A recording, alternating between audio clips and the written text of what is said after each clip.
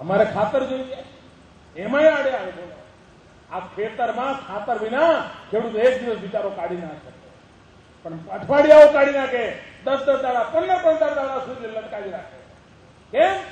તો ગુજરાત તો ભાઈ ભલું થાય ને, બસ મરી ગયા. ગુજરાત તો નહીં થવા દેવાય, બીજે પડ્યું ને પણ નહીં થવા દેવાય.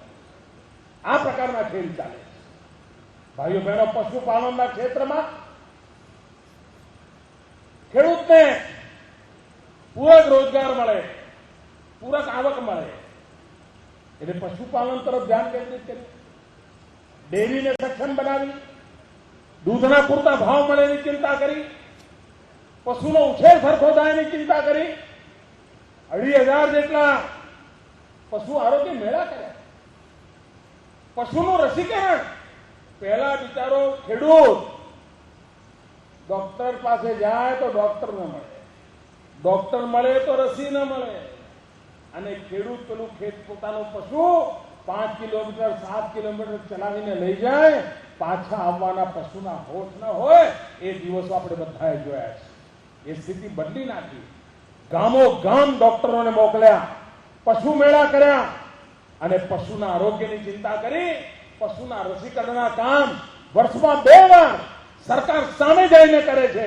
એના કારણે એક જમાનો હતો, સહેજ વરસાદની હેલી થાય અને આપણા ઢોર માંદા પડી જતા હતા, દૂધમાં કાંપ આવી જતો હતો.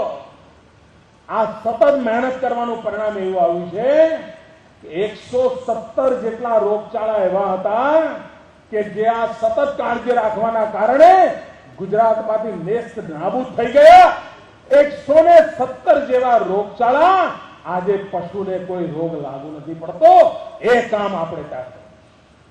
ભાઈઓ બહેનો, હજુ જે નાના મોટા રોગચાળા બચી ગયા છે એમાંથી પણ આ બોલ પશુને બચાવવાનું કામ આ રાજ્ય સરકારે પશુ આરોગ્ય મેળા દ્વારા, કૃષિ મહોત્સવમાં રસીકરણ દ્વારા એ ઉપાડ્યું છે. અને એના કારણે દૂધની આવક વધી છે. અને દૂધની આવક વધે ને એટલે અમારી આદિવાસી બહેનોના હાથમાં સીધા પૈસા આવે. એને કોઈના ઓશિયારા નથી રહેવું પડતું, અને ઘર ચલાવી શકે છે, છોકરાઓને ભણાવી શકે છે, છોકરાઓને સારી વસ્તુ લાવ્યો તો આ અમારી બહેનો લાવી શકે. એટલા માટે દૂધની ક્રાંતિ માટેનું મોટું કામ આ રાજ્ય સરકારે ઉપાડ્યું છે. ભાઈઓ બહેનો, મકાઈ, ફળફૂલ, શાકભાજી, એના ઉત્પાદન તરફ પંચમહાલ જિલ્લો, દાહોદ જિલ્લો, આ અમારા આખા આદિવાસી પટ્ટાનો ખેડૂત આજે આધુનિક ખેતી તરફ વળવા માંડ્યો છે. એને બજાર મળવા માંડ્યું છે. દાહોદ જિલ્લાના ખેડૂતે પકવેલું ફૂલ, પંચમહાલ જિલ્લાના આદિવાસીઓ પકવેલા ફૂલ આજે મુંબઈની અંદર રોજ સવારે ભગવાનને ચડતા હોય છે. આ કામ જો આ ખેડૂતોએ કર્યું છે, આદિવાસીઓ. વાડી યોજના લાવે આપણે. વાડી યોજનાના કારણે ટૂંકી ખેતી વાળો ખેડૂત, વીઘું 2 વીઘું જમીન હોય, 12 મહિને 15,000 રૂપિયા નહોતો કમાતો, પણ તેની ખેતીનો પ્રકાર બદલ્યો, એને ખેતીની પદ્ધતિ બદલી, પાકનો પ્રકાર બદલ્યો, અને એનું પરિણામ એ આવ્યું કે આજે વીઘું 2 વીઘું ખેતી હોય આ મારો આદિવાસી ખેડૂત વાડી યોજનાના કારણે લાખ રૂપિયા, 1.5 લાખ રૂપિયા કમાતો થયો, અને બજારની અંદર એનો માલ વેચાતો થયો. દક્ષિણ ગુજરાતનો આદિવાસી ખેડૂત કાજુ પકવતો થયો, અને કાજુ ગોવા કરતા પણ સારા કાજુ આજે ગુજરાતનો ખેડૂત પકવતો થયો છે. ભાઈ, એક નવી ક્રાંતિ લાવે છે. કૃષિ ઉત્પાદનમાં આખો દસકો આખા દેશને ઈર્ષા થાય એવું ભગીરથ કામ આ ગુજરાતે કર્યું છે. ખેતી ઉત્પાદનમાં 10% જેટલો વિકાસ દર આખા દેશને અસરત થઈ રહ્યું છે. આ કેવી રીતે શક્ય બને? આ શક્ય એટલા માટે બને છે કે કાળી મજૂરી આ સરકાર કરે છે, ગુજરાતનો ખેડૂત સુખી થાય એના માટે કરે છે.